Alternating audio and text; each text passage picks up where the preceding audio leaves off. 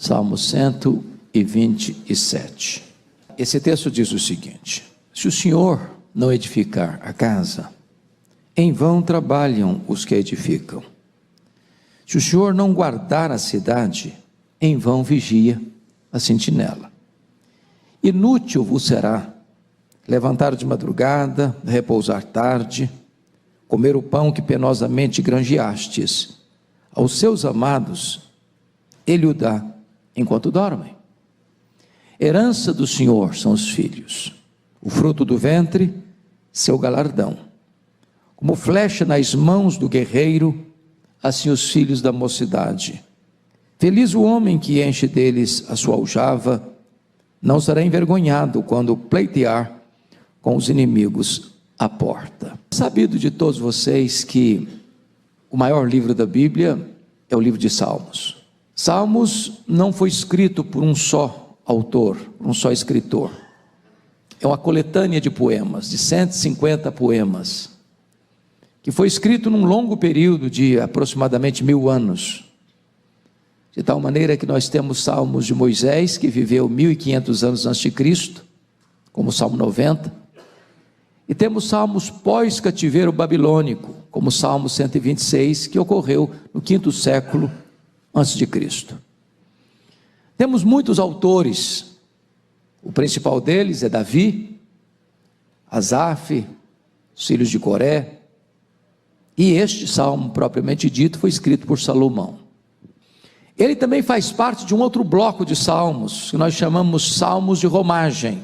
São 14 salmos, o Salmo 120 ao Salmo 134. Os salmos de romagem eram cantados pelo povo nas suas peregrinações a Jerusalém. Eu acho que todos vocês devem ter atenção para um detalhe: sempre que alguém está indo a Jerusalém, a Bíblia vai usar o verbo subir. Sempre que alguém está saindo de Jerusalém, a Bíblia vai usar o verbo descer. Então, nas subidas, porque Jerusalém está a cerca de 800 metros acima do nível do mar, e embaixo, onde começa a jornada da subida, é o lugar mais baixo do planeta. As margens ali de Jericó, Mar Morto, que fica a 440 metros abaixo do nível do mar.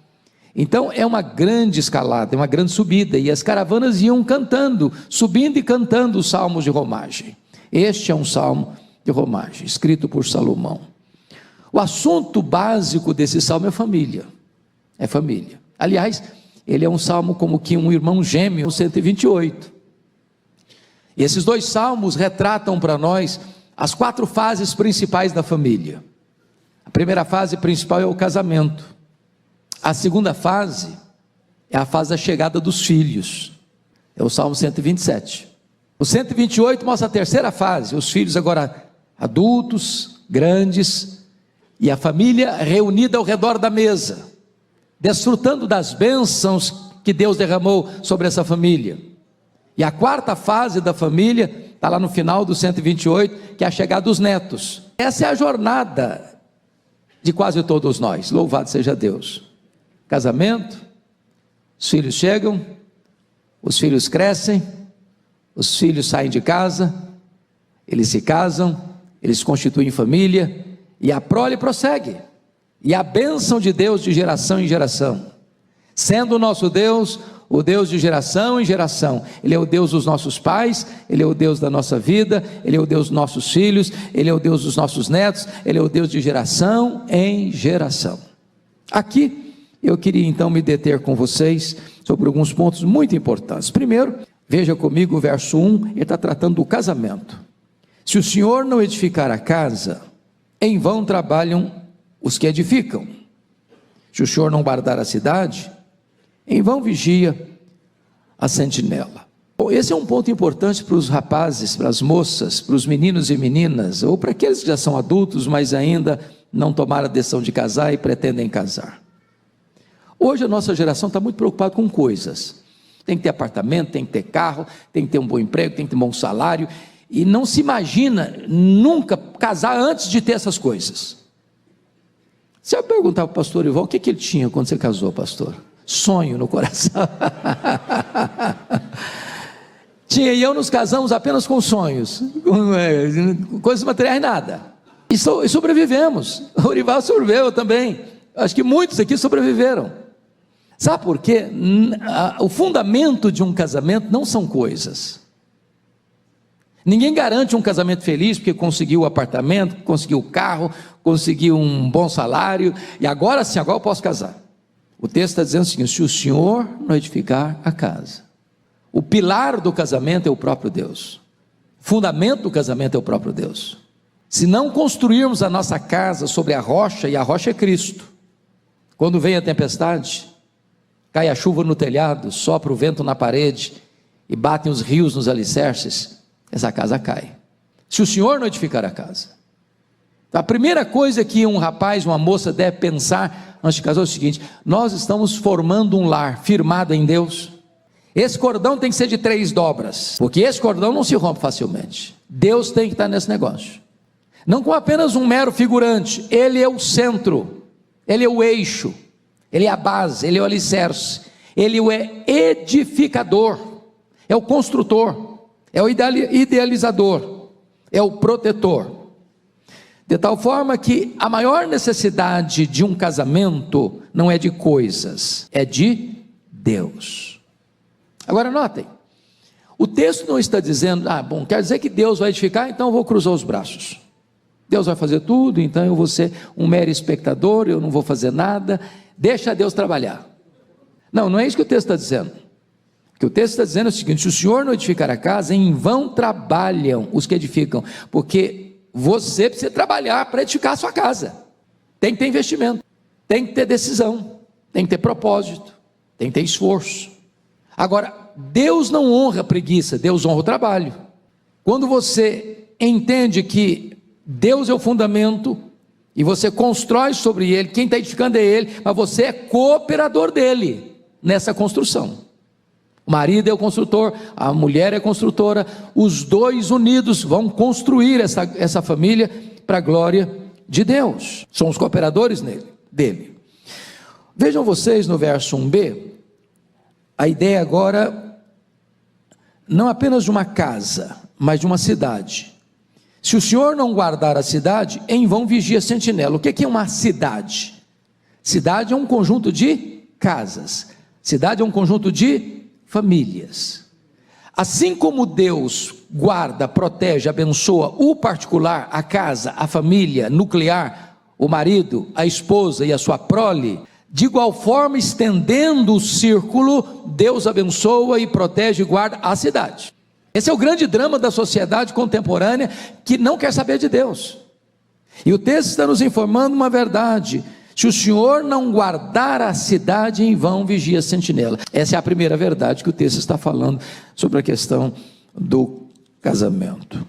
Vamos ver agora o segundo ponto que esse texto mostra, meus irmãos, que é o trabalho. Olha o versículo 2: inútil vos será levantar de madrugada, repousar tarde, comer o pão que penosamente granjeastes, aos seus amados ele o dá enquanto dorme. Então vamos lá, eu disse no começo que às vezes a preocupação da sociedade de hoje tem que estar tudo pronto para casar.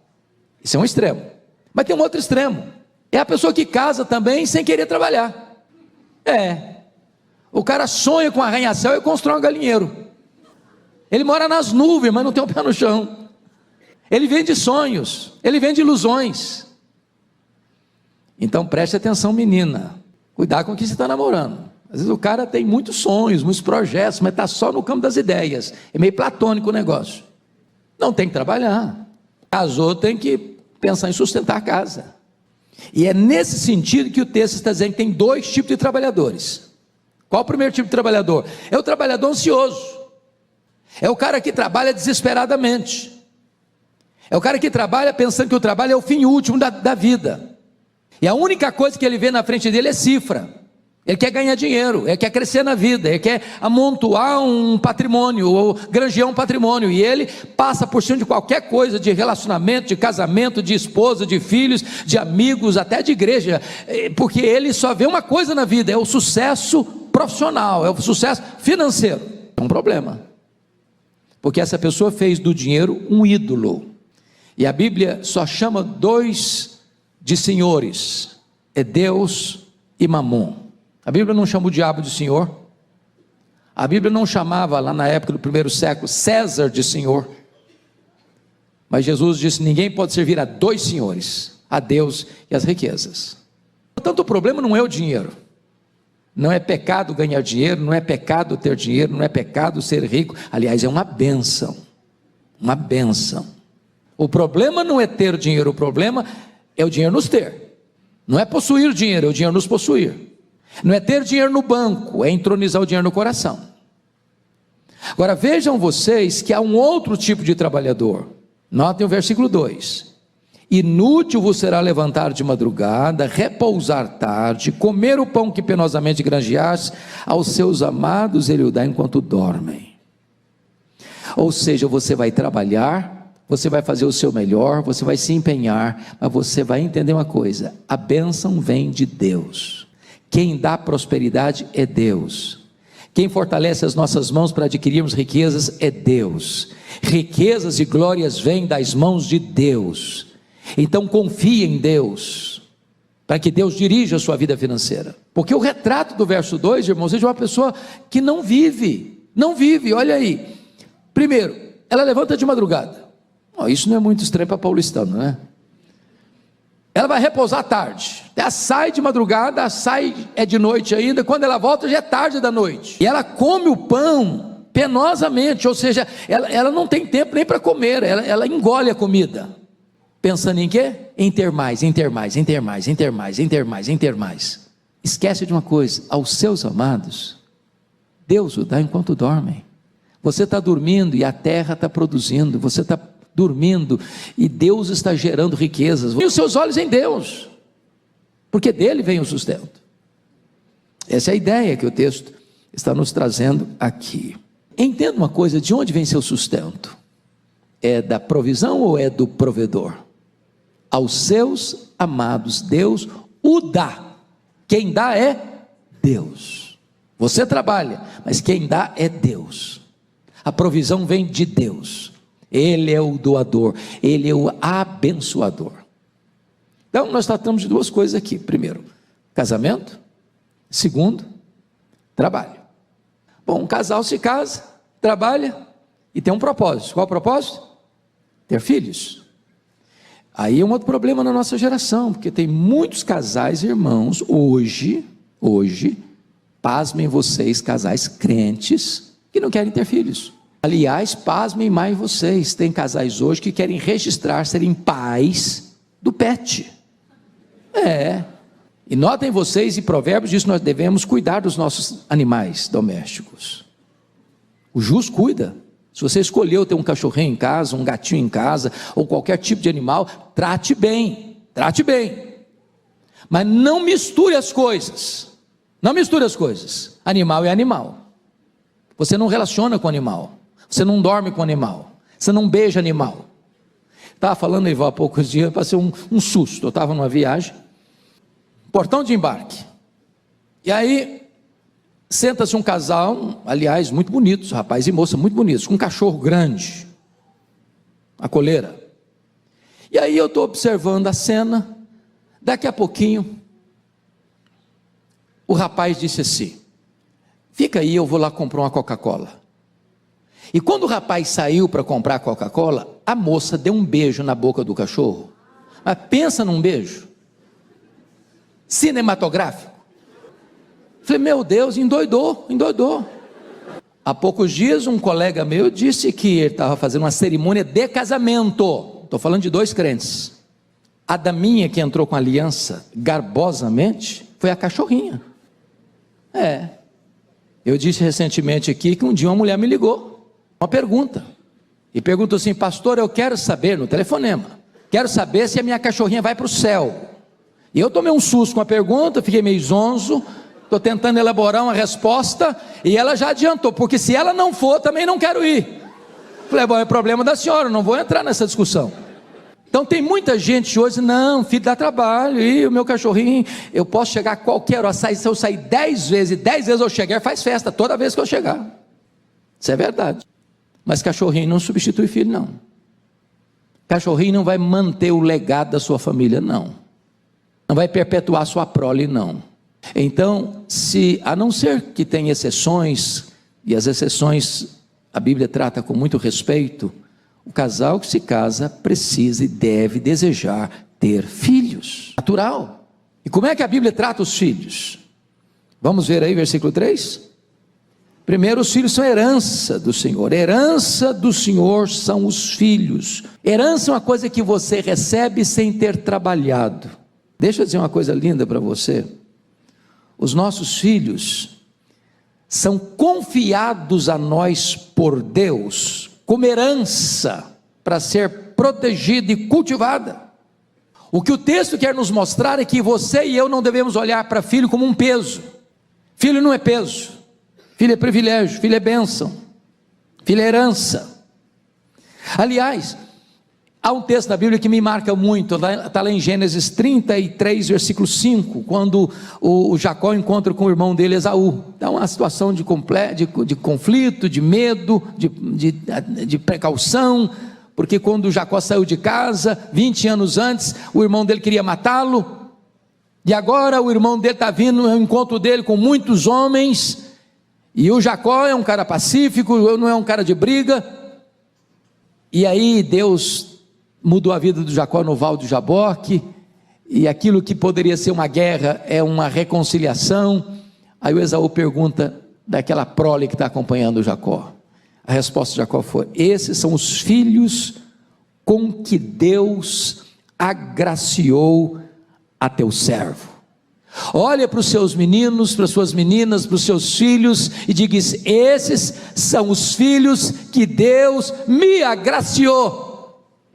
Eles não são peso, eles não são problema para você não, eles são bênção de Deus na sua vida, eles são herança de Deus na sua vida. Tem luta? Tem choro? Tem lágrima? Tem trabalho? Tem, mas são herança de Deus. Nunca deixe de entender isso, de lutar por isso. Seus filhos são herança de Deus. O texto vai nos dizer que os filhos são galardão, não é isso? O fruto do ventre, o seu galardão. A ideia aqui é que o fruto do ventre é o sinal do amor de Deus, da recompensa de Deus. Cada bebê que nasce é um voto de confiança de Deus no futuro da humanidade. Você já pensou de você estar gerando um filho, e esse filho seu, essa filha sua, vai ser a pessoa, vai ser o instrumento que Deus vai levantar nesta geração, para ser uma grande bênção para a humanidade? São galardão, é a coroa, é a recompensa. É assim que os filhos são vistos aos olhos de Deus. Mas confira o verso 4 comigo, por gentileza, porque é uma outra figura aí. Como flechas na mão do guerreiro, assim os filhos da mocidade. E aqui Salomão compara os filhos com as flechas nas mãos do guerreiro. E para mim tem 3 figuras aqui que eu gosto muito. Primeiro, nenhum guerreiro terceiriza esse papel de carregar as flechas. O guerreiro carrega as flechas nas costas, está com ele. E aqui, irmãos, um ponto importante: os responsáveis para educar os filhos são os pais. Nunca abra mão disso, nunca desista disso. Os princípios, os valores para os nossos filhos, quem devem dar somos nós pais. Não é a escola, não é o governo, não é a babá eletrônica, são os pais, são os pais. Carregue essas flechas nas costas, instrua os seus filhos. Segundo, a flecha, o guerreiro sempre lançava a flecha para longe. Se é aqui do lado, ele não lançava flecha, ele usava outra arma, é para longe. O que significa isso? Significa que nós não criamos os nossos filhos para nós criamos os nossos filhos para a vida. Eu conheço famílias que são verdadeiros clãs. Casa um filho, faz um puxadinho na casa, para ficar aqui perto. Aí casa outro filho, e dá um jeito de fazer mais um andar em cima, porque tem que ficar todo mundo junto. E vira uma confusão. Seu pai e sua mãe podem morar num apartamento de 5 suítes, ou numa mansão. É melhor você morar numa meia água é conhecida aqui em São Paulo? É melhor você morar numa meia água, que morar com pai e mãe. Sabe por quê, irmãos? Marido e mulher de vez em quando têm umas rusgas, ou não tem? Só lá em casa que tem. Eu não, acho que vocês, o Dorival não tem essas coisas mais. Eu ainda tenho ainda, sou mais pecador. Agora imagine você, marido e mulher, tem uma rusgazinha e a sogrona está acompanhando a cena. O genro está encrencado com ela o resto da vida. Aí o casalzinho resolveu o problema meia hora depois, está resolvido mesmo. Mas a sogra não resolveu. Com ela não resolveu. Então, preste bem atenção nisso. Prepare os seus filhos e lance-os. Lance-os. Você não está criando filhos para você por causa debaixo do seu guarda-chuva, na barra da saia da mãe. Prepara para a vida. Mas em terceiro lugar, a figura da flecha é que o guerreiro lança a flecha no alvo certo, ele não desperdiça as suas flechas. Se nós entendemos a Escritura, nós devemos criar os nossos filhos e lançá-los para a glória de Deus. Para a glória de Deus. Para a glória de Deus. Para que eles sejam usados nas mãos de Deus, na profissão que exercerem, seja em qualquer profissão legítima, lícita, honesta que exercerem, eles estão trabalhando para a glória de Deus. Essa é a nossa instrução, esse é o que a Bíblia ensina. Mas me permita encerrar com o terceiro aspecto aqui do verso de número 5. Feliz é o homem que enche deles a sua aljava. As nossas aljavas estão diminuindo, não é verdade? Não será envergonhado quando pleitear com os inimigos à porta. A ideia aqui é que os filhos eram protetores dos pais. Naquela época você tinha que proteger a família. Tinha muitos invasores, muitos problemas, muitos perigos. Então uma casa com muitos filhos era uma casa guardada, protegida. Se houvesse uma questão de tribunal, havia uma defesa maior diante das acusações falsas nos tribunais, os filhos estavam lá. Mas a ideia também aqui, meus irmãos, eu queria parar aqui um pouquinho, é a ideia de que os filhos são protegidos pelos pais na infância, mas eles protegem depois os pais, na velhice dos pais. E aqui tem um ponto que eu acho muito importante. Há culturas mundo afora, que não importa se a casa do pai é grande ou pequena, se perto ou longe da universidade, quando o filho vai para a universidade, ele sai de casa, na adolescência, vai morar lá na faculdade. O que acontece? O vínculo é rompido precocemente. Quando o filho mais precisa de pai e mãe na adolescência, esse cordão umbilical é rompido. A consequência virá lá na frente. Os pais vão viver a vida sozinhos na velhice. Então preste atenção nisso. Você que é filho, todos nós o somos. Se você tem pais, o privilégio de ter pais vivos, cuide de seus pais. Cuide de seus pais. Se seus pais não moram, agora não estou falando de idade não, qualquer idade. Se seus pais moram aqui em São Paulo, planeje visitá-los, pelo menos uma vez por mês. Se seus pais moram fora de São Paulo, planeje ligar para eles no FaceTime, para eles te verem, uma vez por semana. Se seus pais precisam de ajuda financeira, honre seus pais, cuide deles. Veja lá se a sua mãe não está precisando de uma geladeira nova, de um sofá novo, de uma cama nova, de um colchão novo.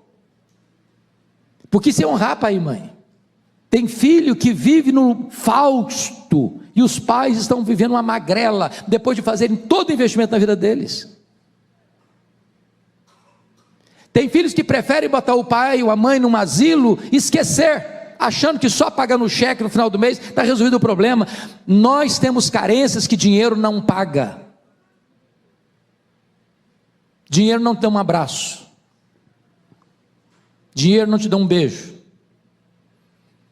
Então note você que os pais que carregam os filhos, a mãe no ventre, nos braços, no colo, os pais nos braços e no bolso, Esses filhos crescem, esses filhos amadurecem, esses filhos vão para a vida, esses filhos são bem-aventurados na vida, eles prosperam, e agora está na hora de inverter o papel desses filhos cuidarem de seus pais, honrando-os, porque este é o projeto de Deus, de geração em geração. Que Deus nos abençoe. Amém.